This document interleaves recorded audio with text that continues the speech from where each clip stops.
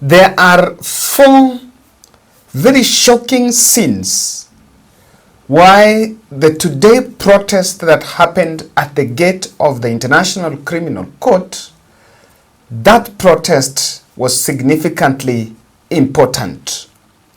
On Tuesday, when the day that Kenyans stormed Parliament, and you will understand that Kenyans actually went to the comment section, live section, when ICC session was going on, and they jammed that live stream with the hashtag Ruto must go, and actually it caught the world's attention. And remember, I think, looking at the developments in this country now, we did ourselves a disservice not to collaborate or cooperate with ICC so that we can sort out, or rather we can get some warning, or rather punish those behind the 2007-2008 post-election violence. We did a disservice.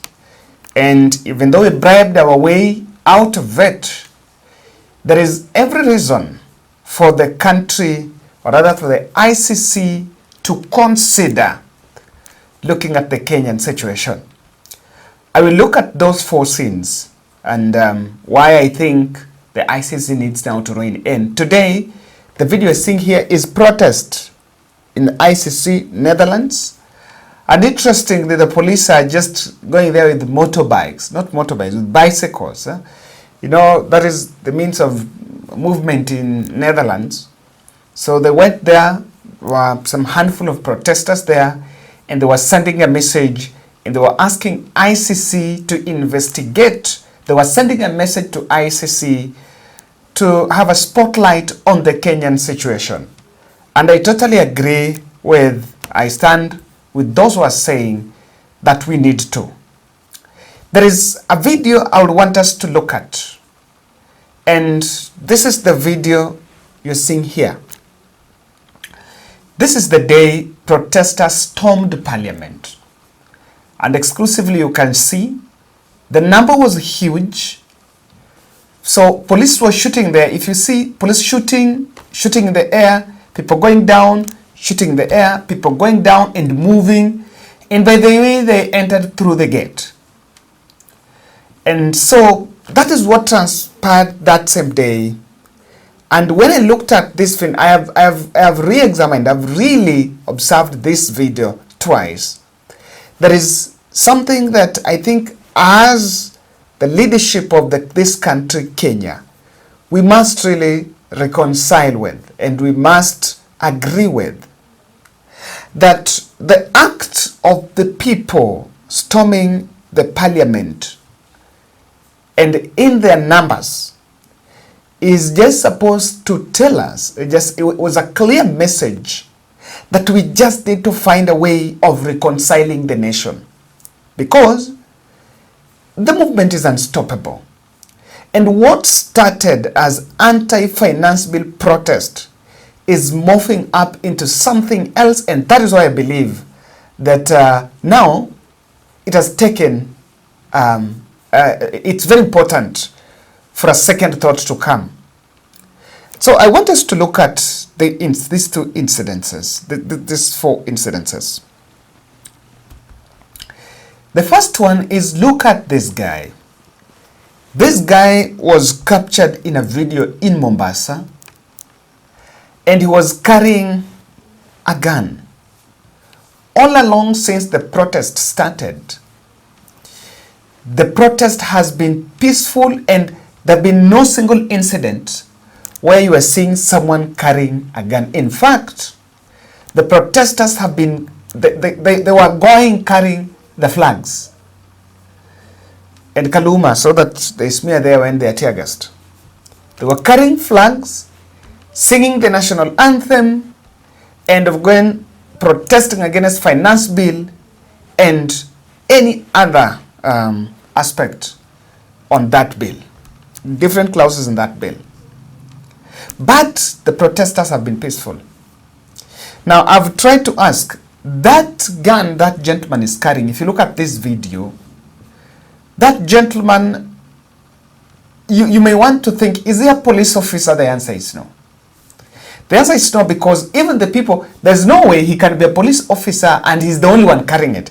The Kenyan police carries AK-47, which is manufactured, which is from the Soviet Union. But this one is Heckler and Koch HK416, NATO cartridge designed and manufactured by a German company. Whatever is carrying. So, fine, we might, because we didn't have close-up shot of what it is, it can still be a cloned gun. It can still be a clone, maybe. But the video is moving around. I realized there, the motorists were going, because the moment people see, and if you look at the person who shot that video, intentionally he wanted to show us, he wanted to show the country that, he wanted to show the close-up of that video, and that gentleman is not hiding his face. That gentleman is in public. I want to believe that even NIS, when they get hold of that video and do the forensic audit just to find out who he is, we need to agree that even when the protest started, this is not what the Gen Z subscribed for. No. That is not what the Gen Z subscribed for. And we realize yesterday night there was a hot debate, and some of the activists that were in the front line, they retreated and said, we have seen people dying, but I think the best thing we can protest, but let's not go to State House because people might be killed. And we will not want to die that. We will not want to take people to their deathbed. So people withdrew. Those who are in the front line withdrew. But you will understand that even with the deployment of military and the show of the military artillery, the public are not suppressed and they are coming out to say, we must protest. So this gentleman from Mombasa, it's worrying, and you will try to question, if that was genuine gun, how did he make his way there? How did he make his way there? And if that is the angle, if the other people also see that, and police also see that a protester is armed, in case of any protest, what was likely to happen? So that is one incident why I believe that things are getting out of hand. It's either there is a lot of infiltration and a lot of force behind, I want to believe, the second phase of the protest. There was the first phase of the protest. The new wave of the protest is now turning into something else. Now that video is Mombasa is one why I believe ICC should win in. Number two is the Eldoret militia. Ladies and gentlemen, I want you to look at this. Since yesterday, since Wednesday evening, Eldoret, there have been tension in Eldoret. And on Thursday morning, this video resurfaced. And in this video, people are carrying spears and pangas and rungus and walking in the streets of Eldoret. We need to really agree that one of the most disturbing videos, one of the most disturbing scenes that President Ruto and Kenya Kwanza team really fails to understand and fails to interpret is how Eldoret joined the protest. It's not. And I remember one of the most affected towns during a protest that we witnessed more than 15 years ago. Rather, we're in 2024, so that is 17 years ago, was Eldoret. And in this militia you are seeing here, this is a civilian militia. What happened on Tuesday was that, yes, there was vandalism, and a business establishment of the local politician, the Kapsaret member of parliament, was ransacked. And when he later came out, he actually spoke in Kalenjin, spoke in Kalenjin, and while speaking he said that there are some people that were behind that club being ransacked, and he will not let it go. So Eldoret, and I think the new wave of the protest saw even a party symbol of the ruling party, that wheelbarrow, the iconic wheelbarrow that has been in the city center, was brought down. And Eldoret here is very critical. This aspect of militia is very critical because, to the surprise of many, that's why I think ICC must come, should have a spotlight on Kenya. These are people walking with arrows. Now, the local leadership, they have not condemned. They were not even dispersed by the police.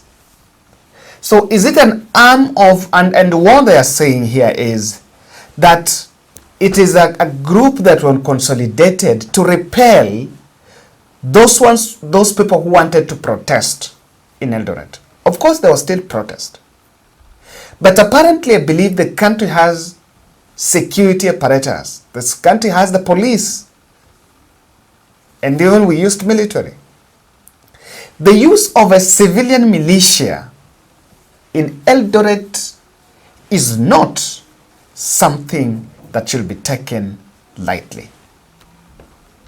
Why am I saying this? This is what moves to profiling other people. Because if someone is working with arrows and PSS, the rungus and all that, that person lacks the gesture, the feel of nationhood, the oath and accountability. For example, if something happens and they harm members of the public, who will they be accountable to? Who will be accountable to that militia? And the Eldoret protest, Sudi had come out and said that he has his political opponents that are behind it. Remember, he's amongst the President Ruto's henchmen that have really been blamed at some of their conduct, and their lifestyle has been in spotlight as some of the people that are making the public angry. So Eldoret is cosmopolitan, and we would not really want, and I think even areas where instances or incidences the incidents that demanded, that called out, that really ICC based the investigation of that city of Eldoret. So I think there is something that that the nation Kenya must reconcile with, that the protests were not based on ethnic lines. The protests were not based on ethnic lines. So even in Eldoret, arming of civilians is a wrong move, according to me, because if they are carrying spears and people also emerge from other corner carrying other things, if there is an encounter between the two, if we must suppress, let's use the police. You rather deploy the military. I am really interested. I'm really impressed by the conduct of the military. They've not shot anyone. In fact, on Wayaki Way and Thika Road, they were escorting protesters back home. They were received well in town. They didn't do anything. In fact, the deployment was just to suppress. And it worked because the turnout was relatively low on that. So I believe clearly the arming of civilian militia is a wrong move. Number 3. And this number 3 is the Githurai incident. On Thursday night, There are conflicting reports because not on Thursday, on Tuesday night, there was a report, unconfirmed report, that there was a police officer who was shot by members of the public in Githurai. Unconfirmed. But then, and after that, reports emerged, and you could see in Twitter people raising issues, raising eyebrows with the incidences, and people are asking, what's happening in Githurai, what's happening in Githurai? But the Nation Media Group, while visiting Kenyatta National Hospital, they confirmed that there were influx of casualties from Githurai, or rather 15 people were taken there with gunshots, gun wounds, injured, I think one dead. And there is a feeling, there is a report that there was a night operation in Githurai on Tuesday night. I've never analyzed it because I've been following, I've just really been reading to find out what that is about. And I am feeling that's not a good place to be as a country. Because probably it was one of the threat strategy. There are two things involved in it. Number one, maybe it happened, but not, and I believe it might not have happened to the magnitude that was reported. I believe so. It might not have reported to, because, if you look, sometimes, even when you consume what is in social media, you must also be moderate enough to, because I did not see, people went the next day, the media camped there the next day, they did not see, areas that were affected mostly. But a statement went out there was an operation, and people got killed. Today, and I'm touching this too because they are related, wrong guy. There is a photo of some two children that were shot. And most, if you check that, they were not even in the protest. Young children. One of the soft targets of the people in the security forces carrying the uniform is actually the children.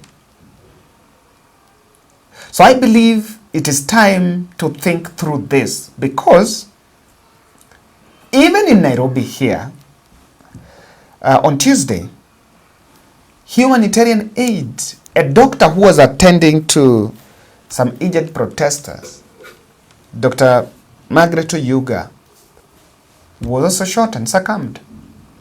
So humanitarian aid is a problem. But I want to explain this, those three incidences. But this is why I believe we need to think, the ICC is, the threshold of looking at this is here. Last year, we saw the same. We experienced the same. And the last year, it was one community being profiled. Because there was an understanding that it was the Luo community in the slums that were protesting.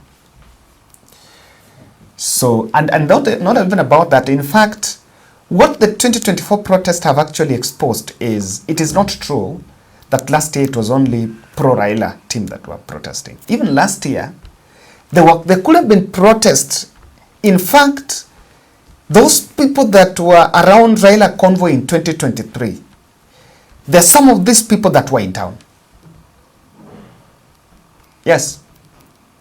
So it's not true. And then that tells you, if you look at 2023, our finance bill, it ends up in a protest, and that was led by the opposition wing.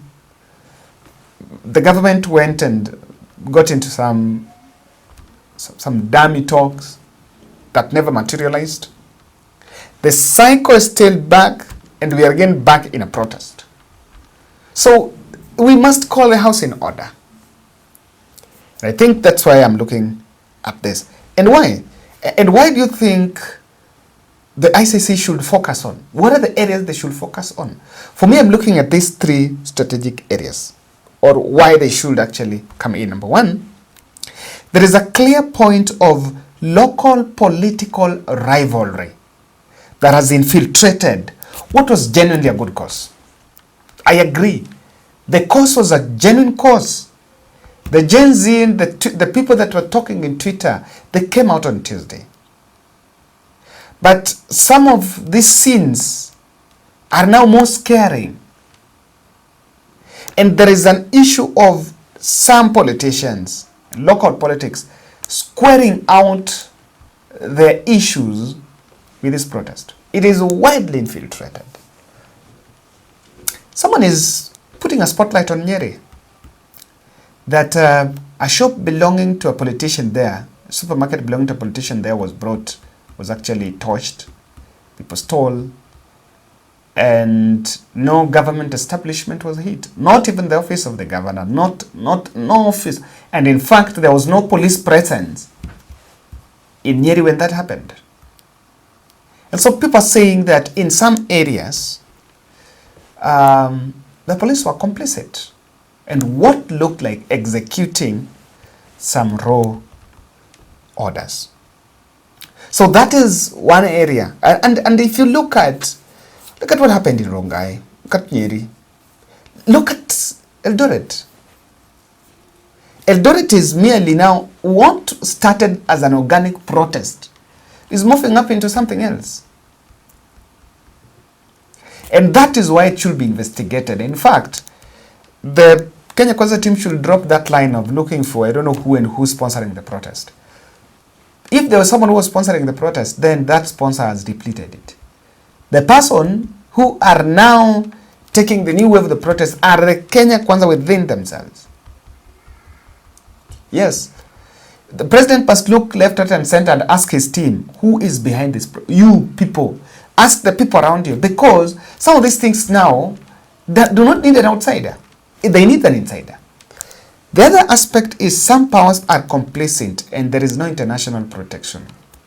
Internal protection. There will be a bit of more internal protection. Look at people are complaining about IMF and World Bank, that some of the policies that has caused the Kenya, the kind of protests being experienced, are the oppressive World Bank and the IMF rules that have been coming left, right, and center. Some powers are complicit and they would not. For example, don't expect America to call Ruto into order. You shouldn't expect that. That is expecting more. That is not going to happen. The truth of the matter is that is not going to happen. And take for example, during on the Hamas-Israel conflict war, ICC issued some warrant of arrest against Netanyahu, Israeli Prime Minister, and some leaders from Palestine. US said no and said that ICC lacks the jurisdiction to do so. It said that's a pedestrian court that could not do that. Only for Biden later to come out and say, I want ceasefire. Then, because the US is the watchdog of United Nations Security Council, that resolution was taken there, people voted, and now the world was now seeing US as the peacemaker.